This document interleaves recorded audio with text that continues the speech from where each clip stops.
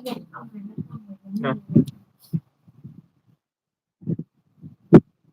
right, team, we're transitioning to Slack, but tasks are still going to be on Bullfrog.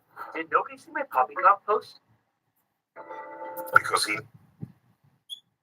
Oh, well, we climbed this mountain. I want to tell you guys about Shopify, a platform that makes starting a business incredibly easy. Shopify helps you turn my YouTube channel into a business, and they can do it for whatever you're passionate about, like climbing mountains.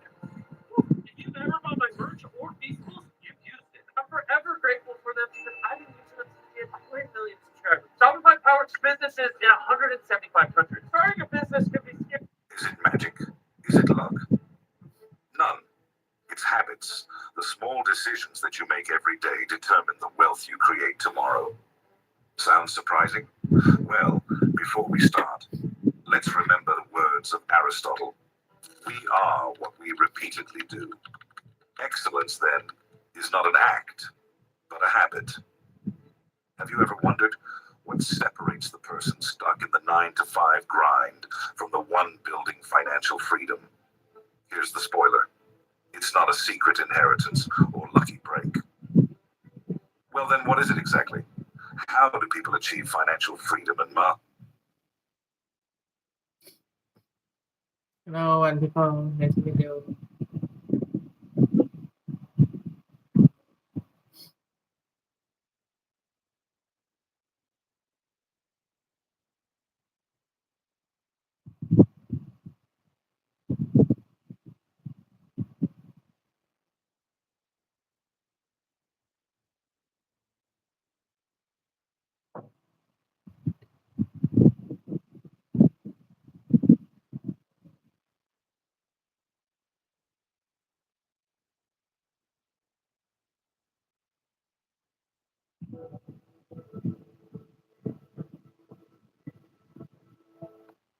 Pushing towards AI. The founder and CEO, Mark Zuckerberg, and Microsoft Chairman and CEO, Satya Nasi. Please welcome Meta founder and CEO, Mark Zuckerberg, and Microsoft Chairman and CEO, Satya Nadella.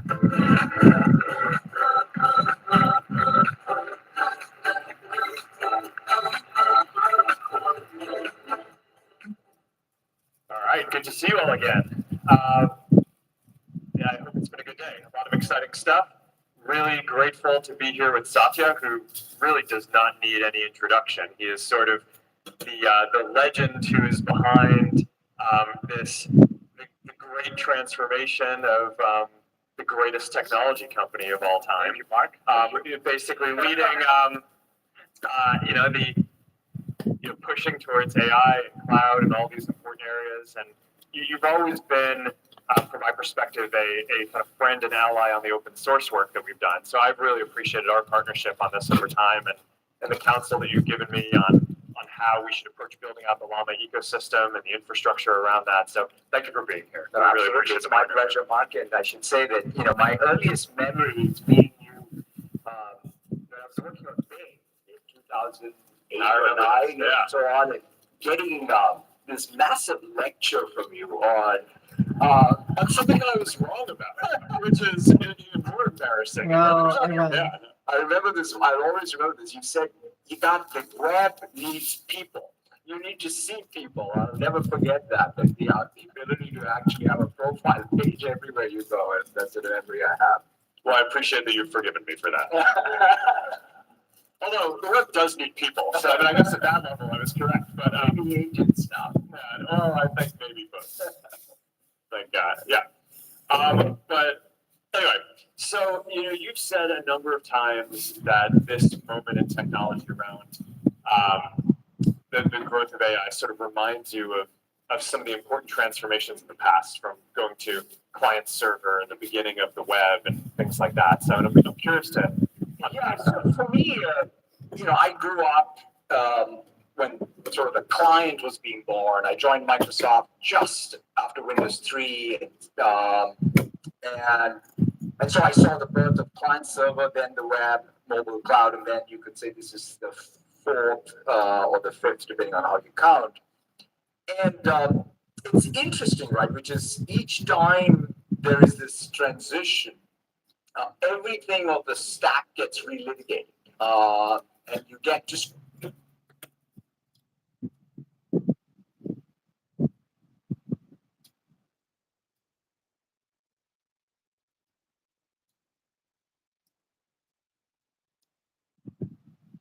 sort of go back to the first principles and start building. I mean, I thought like even the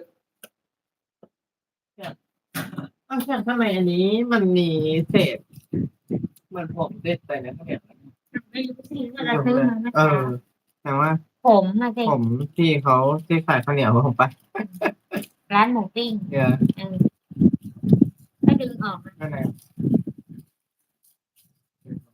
มันเป็นไปได้คนเราไม่รู้ ตอนเขาหยิบโปรยขึ้นมา ตอนที่ปั้นอยู่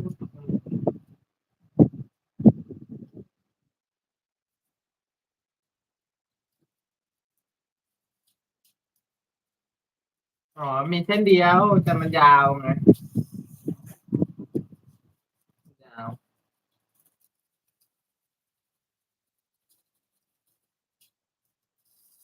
อืม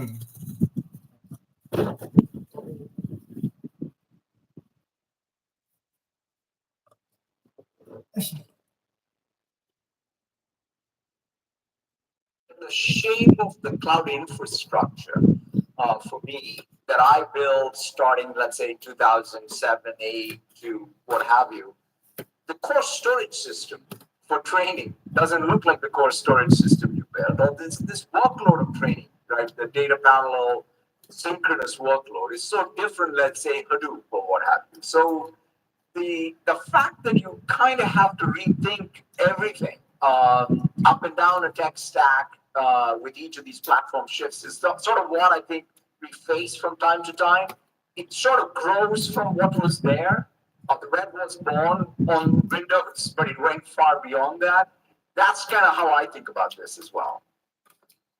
Yeah, that makes sense. I mean, you've made this point a bunch of times around how as things get more efficient, it sort of it changes the way it works, and people just end up consuming a lot more of the services, right? And I guess one of the things that I'm curious about, because you guys are in this great enterprise business, and we don't have as much visibility into this, is sort of how you're seeing that play out around all these AI models, right? You're saying like generation over generation, they're just getting so much more efficient and delivering more intelligence than the last generation, and obviously it's all happening super quickly. So I'm not sure kind of what you see in that, but yeah, I mean, if you think about it, right, which is we were all a few years ago sitting around and saying, oh my, what's happened to Moore's law? Is it over? What do we do? And here we are in some crazy sort of hyperdrive Moore's law, right? And it's always been also the case, right? Which is any one of these tech platform shifts has not been about one S curve. It's been multiple S curves that compound, right? Even if you take just the fact that the chips are getting เฮ้ยโอ้โหครั้งแรกกันปะวันนี้ได้มาสุดหรือปะเจอเหรอวันเดียวโอ้โหตอนนั้นเดือนแรกได้125วันนี้วันที่ 1เป็นวันที่ดีเว้ย โห มีคนสั่งสครับ เออ ดูยอดการซื้อเล แล้ว ย สครับขายทำตั้งแต่กี่วันแล้ว นี่ ส ไง ครับอะวันนี้เหรอ นี่ไงได้17 บาท ต้องทำวันนี้เหรอ อุ้ยก็โพสต์ทุกวันวันนี้ก็โพสต์เมื่อวันก็โพ โอ้ สต์ ได้10%แน่ 17 บาทนี่ ๆโอ้ได้เยอะกว่าไอ้นี่อีกในช้อปปี้ได้มากสุด9.7เอ้ยในปานกลางโอ้ยวันนี้วันเดียวได้100มีพอค่าตอนเช้าไว้ปะตอนเช้ากินไป75มีพอค่าข้าววันหนึ่งอะ better.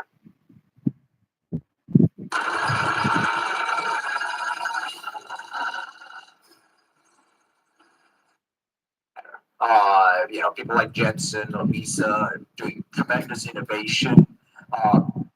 Their cycle times have gotten faster. So let's say that's Moore's law. But on top of that, everything at the fleet, the system software optimization, the model architecture optimizations, the kernel optimizations for inference.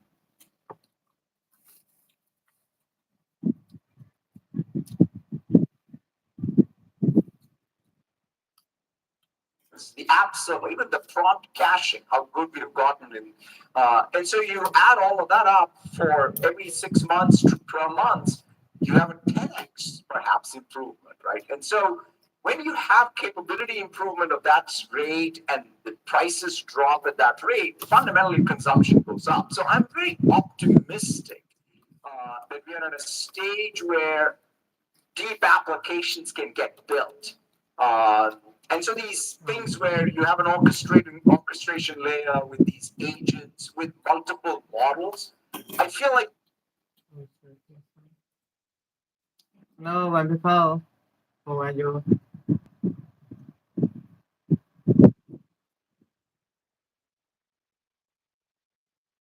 we're at that place. Because if you think about even the first generation of apps, they were very coupled to one model. But we're finally getting to multi-model applications where I can orchestrate, in fact, a deterministic workflow, an app, an agent that was built on one model, talking to another agent. We even have these protocols are helpful, whether it's MCP, whether it's A2N, whatever. These are all good things. If we can standardize a bit, and then we can build applications that are, taking advantage of, I would say, these capability building, but it has flexibility, and that's where I think open source absolutely has a massive role to play. Yeah, well, I definitely want to make sure we can get into discussing how to use multiple models together. And I think that there's this whole kind of concept of a like distillation factory in the infrastructure around that.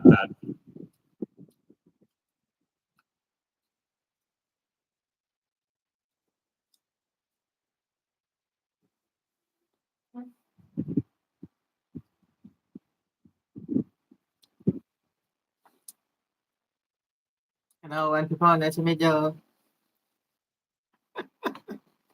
บายทีคนก็หายที Microsoft is well positioned to basically provide as their multiple models. Maybe we'll come back to that in a minute. ว่าอย่าไปคุยกับคนกินไป อ๋อเปล่าวันนี้เชียร์อยากให้คนคุยกับเชียร์พักผ่อน Before we do that, วันที่อยากให้คนคุยไม่มีใคร Microsoft คุย obviously has been on this interesting journey around open source, right? This is one of the วันที่ไม่อยากให้คนคุยคนไม่ชวนคุย big things that you did under your leadership early on was embracing it. And you had the early partnership with OpenAI, but then also we're very clear that in addition to working with closed models, you wanted to make sure that Microsoft served open models well. And I'm curious how you think about that and how you think that the open source ecosystem is going to evolve and why that's important to your customers and how you think about that with all the infrastructure that you're building. Yeah, it's interesting asset because I grew up. In fact, one of my formative jobs at Microsoft was also making sure that we had interoperability with the various flavors of Unix out there between NT and Unix. And that taught me one thing, which is interoperability is what, first of all, customers demand. And if you do a good job of it, that's good for your customers' demand.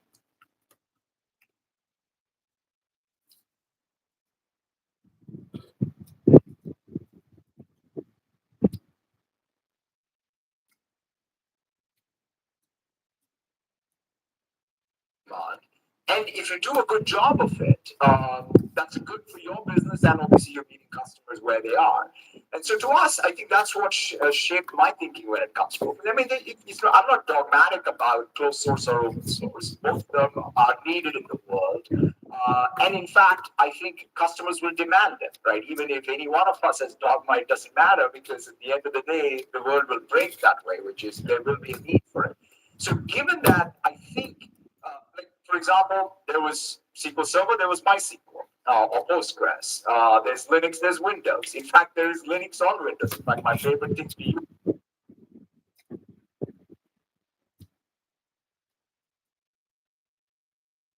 is WSL on Windows because it just makes it easy to take a lot of the dev tools and deploy them on Windows. So overall, I think having a posture that allows you to mix and match these two things is super helpful. It also fits with what you just talked about because a lot of my enterprise customers want to be able to distill in many cases models that they own. It's their IP. So that in that place where an open weight model has a huge structural advantage compared to a closed model. And so I do feel that the world now is better served with great closed source frontier models, great open source frontier models. And to us as a hyperscaler, this is a great thing because after all, our job is to serve. Like and if you go to Azure, you can get fantastic Postgres, you can get great SQL Server, or you can get Linux or Windows VMs. Same way, we want to have choice available and great tooling around it. Yeah, so what's basically kind of the pitch or the role that you see Azure playing for open source, but I guess across all of these, it doesn't need to be exclusively that. So for developers who are getting started, like where are the areas that you're trying to differentiate and be? Yeah. So the first thing is, it's not like an AI workload just has an AI accelerator and a model that, at inference time, right? Because the reality is, in fact, if you look at underneath any AI workload, there's storage, right? There is other compute than an AI accelerator, and there is a lot of dependency on the network and so on. So the core infrastructure. So for us in Azure, we want to build compute storage network plus AI accelerators as even infrastructure as a service that's world class for someone who wants to be able to build the next generation of agents. Then above that,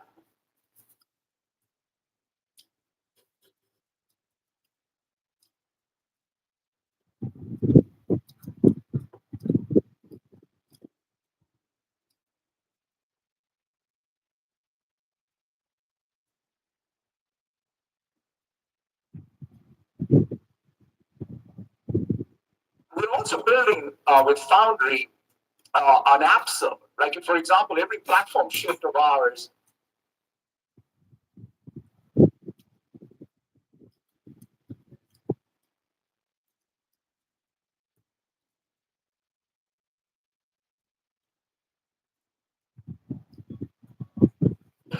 there's been an app server. How do you package up all the services, search or memory or safety, all of these services that are needed for someone, or evals.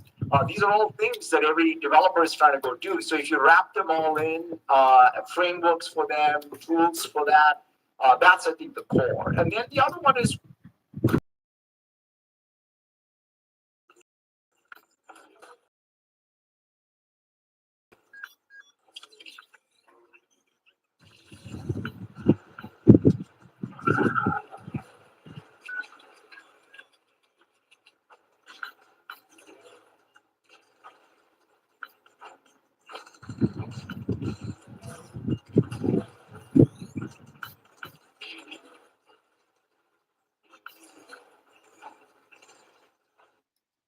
we're very focused on GitHub Copilot as the tooling as well. We're excited about sort of the progress that's making. So the combination of great tools, great app server, and great infrastructure for us is what I think is needed to accelerate application development. So how you mentioned agents and increasing productivity, and that's obviously a huge theme for the whole ecosystem and community. I'm curious, how are you seeing that play out inside Microsoft, and then also how are you seeing that? What are some of the most interesting examples that you're seeing with development? Yeah, I think the thing that obviously has been most helpful for us to see is what's happened with software development, right? I mean, there are a couple of things. If you look at it with the evolution of GitHub Copilot, you started with code completions. Then you said, let's add chat. So that means your need to go to Reddit or Stack Overflow, and you could stay in the flow. So that is good. Then the agentic workflow, so you could just go assign a task. So those three things, if I look at even any one of us using it, you're using all three at all the time, right? So it's not like one substitutes the other. And now you have a proto SWE agent even. And so you can literally go high-level prompt, or you can just get a PR assigned to a SWE agent. So all four of those and the productivity gains, the biggest lesson learned there, Mark, is you got to integrate all of that with your current repo and your current developer workflow, right? I mean, it's one thing to build a new greenfield app, but none of us get to work on complete greenfield all the time, right? So you are working in a large code base with a large sort of set of workflows. So you got to integrate the tool chain, and that's the systems work that I think any engineering team has to do. And that's when you see the productivity.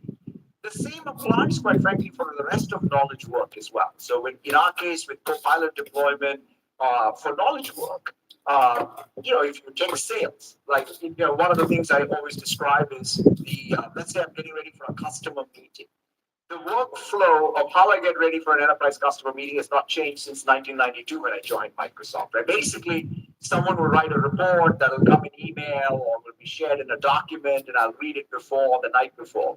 Now I just go to Researcher and Copilot, and I get the thing which is the combination of what's on the web, what's internal, and even in my CRM, all done in real time. Right? But that's a change, and there's no need for somebody to prepare anything just because it's all available on tap. So it requires you to change work artifact, and workflow, and that's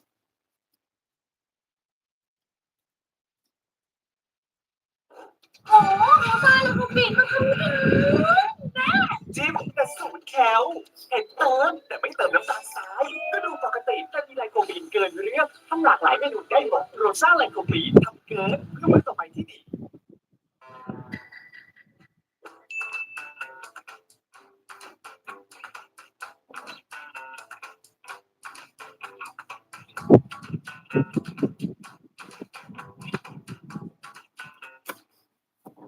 Elon Musk has a plan for the planet Mars, a vision so bold it could become the most ambitious journey humanity has ever embarked on, and the work to get us there has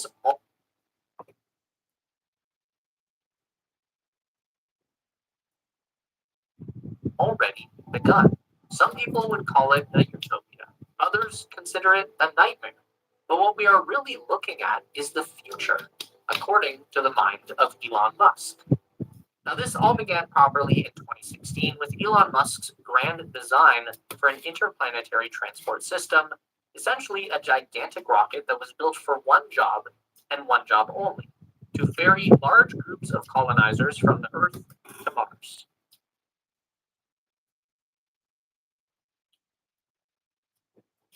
Now, of course, going to Mars was one of the foundational ideas behind SpaceX back in 2001, but the original plan was simply to deliver a greenhouse to the surface of the red planet so that people could see new life begin on a distant world, and then they would be inspired to someday go there themselves. It was a very cool idea, but it was also the wrong idea. People have been dreaming about exploring the stars for thousands of years. They didn't need Elon Musk to remind them that space was cool. They needed Elon Musk to build them a spaceship that could make it happen. In a 2014 interview with the Khan Academy, Elon said, "I thought that there wasn't enough will, but there actually was plenty of will if people thought there was a way. So then I decided, okay, well, I need to work on the way." Now, over that decade of work, Elon's interplanetary transport system has gone through a number of updates and design changes, with prototype manufacturing finally beginning in 2019 under a new name, Starship. In April 2023, we saw the first launch of a full-scale Starship Super Heavy rocket, and by November 2024, SpaceX had achieved controlled landings of both the upper stage ship and the Super Heavy booster. In 2026, SpaceX will send 2 or more of these starships to Mars, and they'll make the first attempt at landing on the red planet. In November 2024, Elon wrote, "I am highly confident that we can send several uncrewed starships to Mars in 2 years. If those ships don't increase the crater count on Mars, then crewed ships can be sent in 4 years." So it might not work the first time. It probably won't work the first time, but this is all part of the plan, and we are seeing it unfold in real time. The Starship is an undeniable proof that Elon Musk is taking this all deadly serious. SpaceX is going to Mars. Now, what happens when we get there? Well, Elon has a plan for that too, but it's a little less obvious than the transportation side of things. And this involves a culmination of every business that Elon has founded over the past 25 years. It all comes together on Mars. Tesla is going to be the first major crossover event. When asked recently what the first Starship payload to Mars would be, Elon simply replied, "Cybertrucks and Optimus robots." Now we can imagine that at this point, everyone has seen a Cybertruck. You know what that is, and it's actually a pretty solid platform for a Mars vehicle. The terrain of the red planet is brutal. It's a desert full of broken rocks and boulders, leftovers from billions of years of asteroid impacts and volcanic eruptions. So we will need something big and sturdy. Then there's Optimus,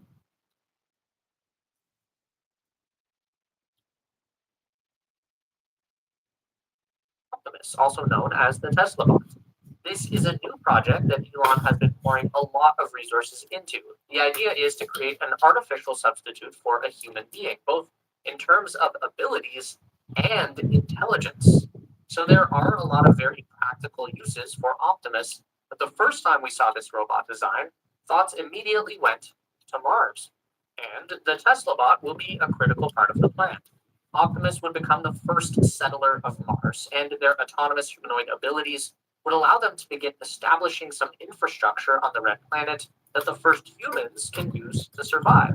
Because if we are going to send people to Mars, then we should at least make the best effort possible to ensure they get back home alive, even though survival is no guarantee, and Elon himself has affirmed this many times. As recently as 2021, Elon told an interviewer, quote, "A bunch of people will probably die." He went on to elaborate on that point, saying, "It's dangerous, it's uncomfortable, it's a long journey, you might not come back alive, but it's a glorious adventure and it will be an amazing experience." Imagine a pen that not only writes flawlessly, but also hovers, defying gravity as it spins gracefully on your desk. That is the magic of the hover pen from Novium. This isn't just a writing tool, it's a piece of futuristic art designed to fuel creativity and innovation. The HoverPen Interstellar floats at a precise 23.5-degree angle, reflecting the Earth's axial tilt, and is available in eye-catching finishes like Space Black and Mars Magma. It's refillable for a lifetime of unmatched writing quality, and it's no wonder Time magazine named it one of the best inventions of 2022. For something truly extraordinary, the premium edition features a genuine 4.5 billion-year-old meteorite shard, an actual relic of space history. Prefer a fountain pen? Novium has you covered with the HoverPen Future, which includes a 2-in-1 tip for fountain and rollerball options. Want the ultimate HoverPen experience? The Interstellar gift set offers a complete package with the HoverPen, a sleek aluminum dock, and productivity tools to transform your workspace into a haven of efficiency and elegance. Whether as a gift or a personal treat, the HoverPen stands out as the timeless choice. And for a limited time, Novium is giving my viewers 10% off on all HoverPens with free shipping to most countries. Use the discount code TeslaSpace at checkout to grab yours. The QR code is on the screen and the links are in the description below. Get ready to reimagine writing with the HoverPen, a product that's as inspiring as the cosmos itself. So, the more robotic automation and artificial intelligence we can bring to Mars, the greater your chances of survival become, which makes it no surprise that Elon has also founded his own AI company. With XAI, Musk is developing a new large language model called Grok. The idea is that Grok will steadily grow in capability to become what's known as an artificial general intelligence, or AGI. That basically means a digital duplicate of the human brain, something that can learn and create and problem solve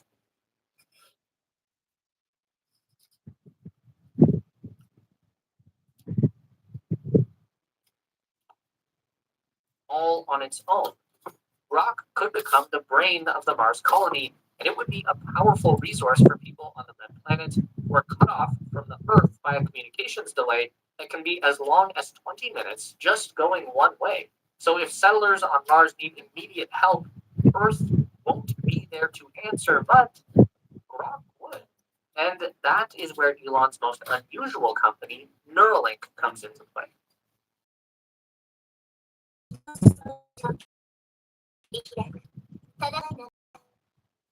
If people on Mars are going to be entirely dependent on robots and AI to survive, then we might as well wire their brains straight into that computer system. You see, Neuralink is a brain-computer interface. They open up your skull, stitch tiny wires into the outer layer of your brain tissue, and then connect those into a microcomputer that now lives in your head. Now your brainwaves become computer inputs. One of the things that Elon is always talking about with Neuralink, this idea of merging the human mind with AI. On Earth, this idea is a bit frightening, but on Mars, it would be the difference between life and death. Why send a person outside into the deadly climate of Mars to fix a solar panel when you could use Neuralink to remotely inhabit the body of a humanoid robot and put the bot in harm's way instead? Why waste time in an emergency searching for information when you can have all of the knowledge of the human race pumped directly into your cerebral cortex? It's trippy stuff that sounds like science fiction, but again, these are all things that Elon is working on right now. It's all part of the plan. So let's say that people manage to arrive safely on Mars in their Starship. They find a fully functioning base there maintained by Tesla bots. They explore the planet's surface in Cybertrucks. They leverage their brain implants and artificial general intelligence to survive and thrive in a hostile, remote world cut off from society. Now what? Well, Elon's plan is to establish a self-sustaining city on Mars. This would be populated by 1 million people, and it would be constructed with 100 million tons of supplies and material that are shipped over from Earth to Mars in 1,000 Starship rockets. So I guess we start building that city, and to do it, we'll need some heavy machinery. This is where the Boring Company comes in. On November 14, 2024, Elon Musk wrote on X, "Tunnels will be important on Mars." And the Boring Company responded to that by writing, "Proof-Rock fits nicely in the Starship payload bay." Proof-Rock 4 is the latest iteration of the Boring Company's tunneling machine, and it now has the unique ability to launch directly into the ground and begin digging. No site preparation required. The reality of life on Mars will require significant protection from the elements. That means radiation, micrometeorites, atmospheric exposure, and dust storms. Giant glass dome habitats like what we see in science fiction are cool and all, but what's going to happen to that giant dome the first time that a planet-wide dust storm kicks up? These global storms typically happen about once every 3 years on Mars. So going underground would be a great way to solve some of the biggest challenges that the planet Mars throws at us, and Elon Musk knows this very well. There's a clip of Elon answering questions at a conference back in 2017, and when asked about how the tunnel boring idea would relate to his Mars colony plans, Elon said this: "I do think getting good at digging tunnels could be really helpful for Mars. Building underground habitats with good radiation shielding, you could build a whole city underground if you wanted to. People would still want to go outside from time to time, but you can build a tremendous amount underground with the right boring technology on Mars. I do think there is a lot of overlap in that area." Elon also theorized that even though there would be a significant technological overlap, there would need to be a different optimization for a Mars boring machine versus an Earth boring machine. And he said that he expects there will be a lot of ice mining happening on Mars, and in general, a lot of mining activity that these boring machines could be used for. But let's be real here. If the human race is going to remain on Mars permanently as a second home world, then we're not going to be able to stay underground forever. We've got to figure out a way to make the surface habitable. And that's where terraforming comes in. This is highly ambitious stuff, but Elon still thinks that terraforming Mars is something that will be possible. He was talking about this in 2023 on the Joe Rogan podcast and pointing out that a massive change in the Martian climate could be triggered by releasing water and CO2 that is currently frozen into the ground. We could create global warming on Mars, and here's how we do that. We nuke Mars. It sounds silly, but this is a plan that Elon Musk has advocated for many times in the past, and he does have a good point that there is really no faster or more effective way to vaporize all of those frozen greenhouse gases that are trapped in the polar regions of Mars. Water vapor and CO2 in the atmosphere would trap heat from the sun and begin to raise the surface temperature of the red planet. Most of the surface on Mars is full of ice. It's concentrated in the poles, but there's water everywhere. It's just covered in a lot of dust. And Mars is already about as radioactive as it gets. After billions of years of exposure to solar winds and cosmic radiation, you probably couldn't make it any worse just by nuking the polar regions. But that brings us to the big question. ทำไมหมูรสชาติมันต่างกันเลยนะหมูโบราณกับหมูน้ำสดมันก็หมูเหมือนกันนะสูตรหมักอะเนาะมาเล็กนิดเดียว5 บาทที่เราขายได้ อว่าถูกถ้าเทียบกับไอ้ร้านอื่น มันน้อยแล้วคนจะขายหน้าร้าน ตั้งแต่เชียร์เกิดตั้งแต่เด็ก20 ปีที่แล้วก็ไม้เท่านี้3 บาทแต่เดี๋ยวนี้ไม่มีแล้วนอกจากหมูไอ้เนี่ยหมูน้ำสดอะไม้ใหญ่นะ ก็10 บาทน้อยมีน้อยร้านที่จะขาย5 บาทถ้าหนูสด ใช่ต้อง10 บาทแต่ได้ไม้ใหญ่ไม้ใหญ่เบิก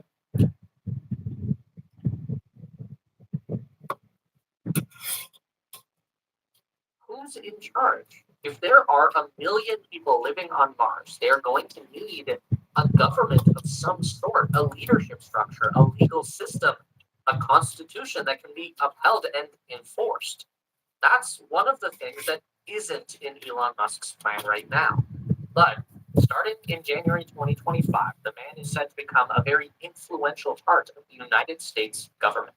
So I feel like Elon is about to start getting some big ideas and figuring this stuff out. We'll probably have an update on this question before too long. น้ำใจบริการดีมากค่ะแล้วน้ำใจก็แนะนำดีมากๆเช่นกัน ในการที่จะตอบคำถามหรือว่าตั้งข้อมูลของใจนะครับ SpaceX is planning a takeover. It's something that's been in the works for many years, and it's not exactly been done in secret either. It's kind of hard to not see what SpaceX has been up to. But still, it can be a bit challenging to really wrap your head around everything that is going on right now with SpaceX. And things are only getting crazier from here. In 2025, it all comes together. The first major push that This is, therefore, the final Friday. Until President Trump hits that big 100-day marker, he's ending another very rough week, and a lot of the ingredients that made it so rough, chaotic, and even hellish for the Trump administration were largely of Trump's own making.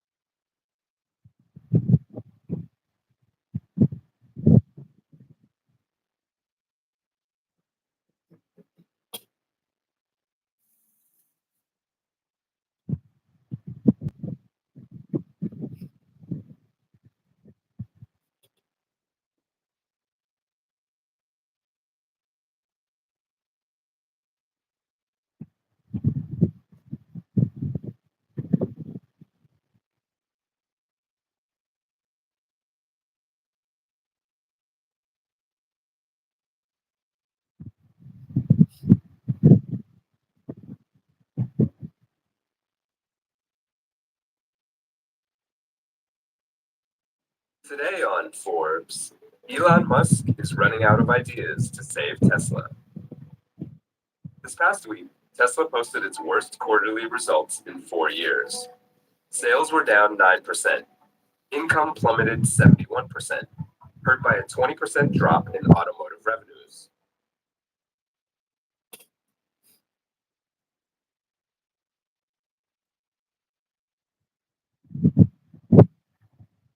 It's 70.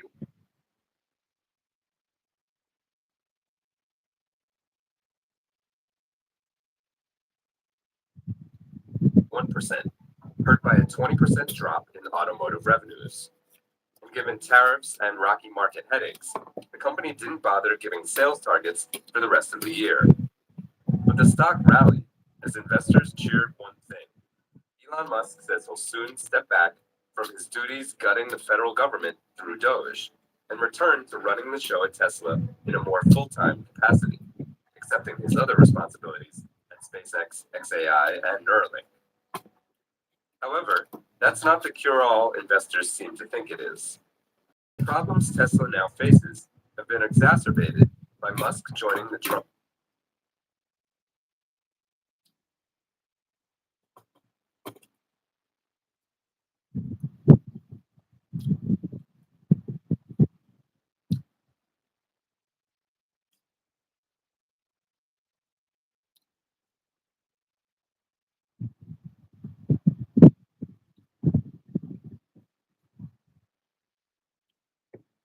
Trump administration as a special government employee.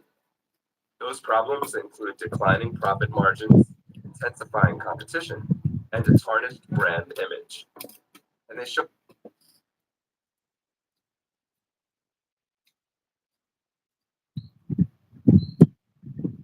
no signs of disappearing anytime soon, even if Musk becomes a more active CEO again. Worse, it's becoming clear Musk has run out of ideas for how to fix them, instead fixating on an uncertain future focused on robotaxis and humanoid robots. For now, Tesla profits from selling cars and battery storage systems, and both businesses are in trouble. It has no successor to monster sellers like the Model Y and Model 3.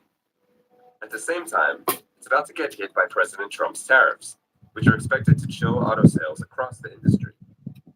Worse for Tesla, though, a coming 145% tariff on imported Chinese battery cells is set to hammer the company's battery pack business, one of the only bright spots last quarter. Musk downplayed these problems on the April 22nd results call. He said, quote, "We're not on the ragged edge of death, not even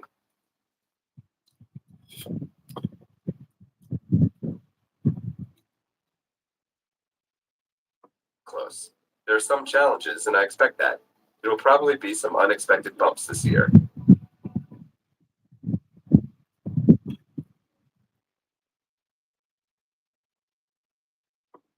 Some of those bumps, though, are entirely expected.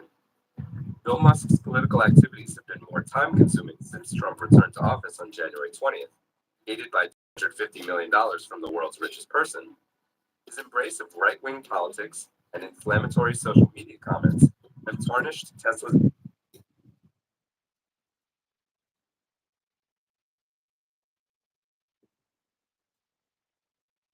brand image for well over a year, particularly in important markets like California and Europe.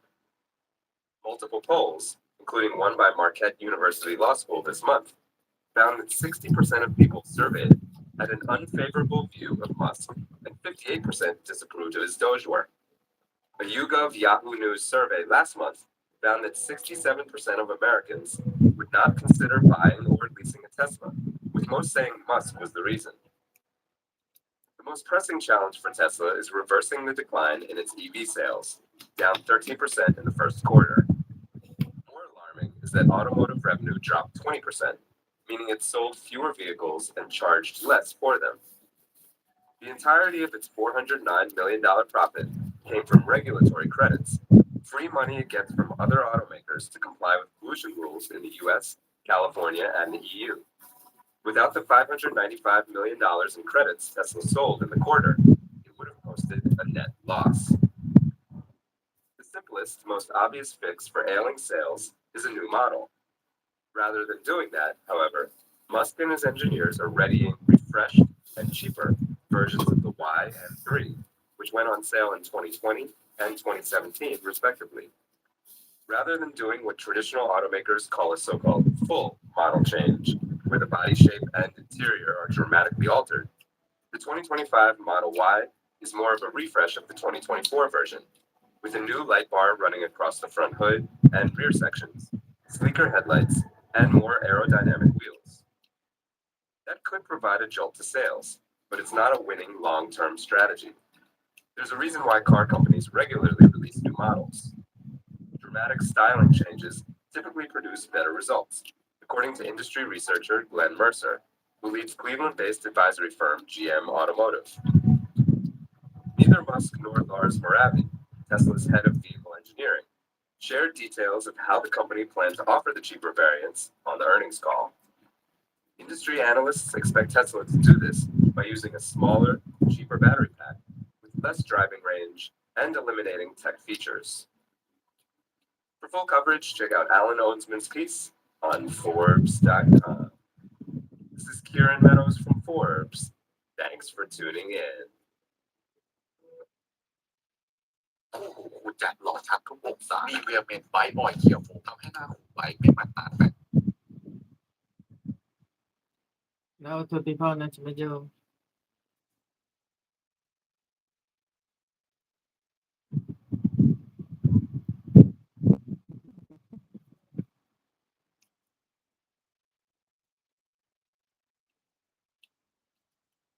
features for the Cybercab and Model Y.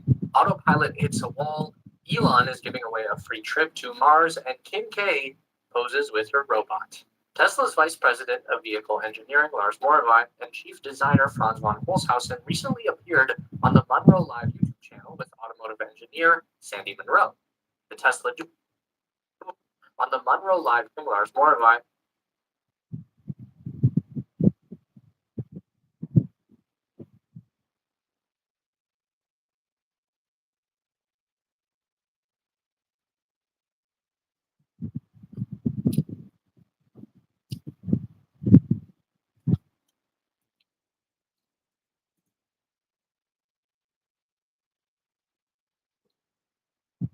And Chief Designer Franz von Holzhausen recently appeared on the Monroe Live YouTube channel with automotive engineer Sandy Monroe.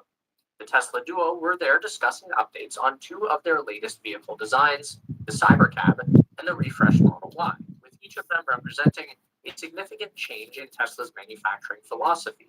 Lars and Franz revealed a significant redesign of the new Model Y's rear giga castings, with the new rear underbody now 7 kilograms. ไปได้แล้วไอ้วันบ๊ายบาย